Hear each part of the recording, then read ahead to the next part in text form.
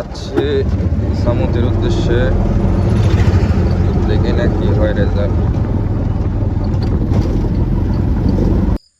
অবস্থা অনেক খারাপ, প্রায় আধা ঘন্টার উপরে হাঁটতে হয়েছে।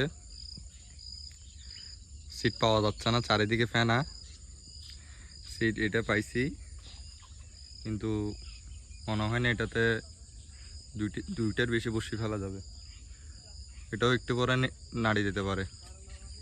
যাই হোক, দেখি কি হয়। প্রচুর ওয়াশ। ছিপ 4টা নিয়ে গেছিলাম, কিন্তু অতিরিক্ত ফেনার কারণে এখানে ছিপ বসানো যাচ্ছিল না।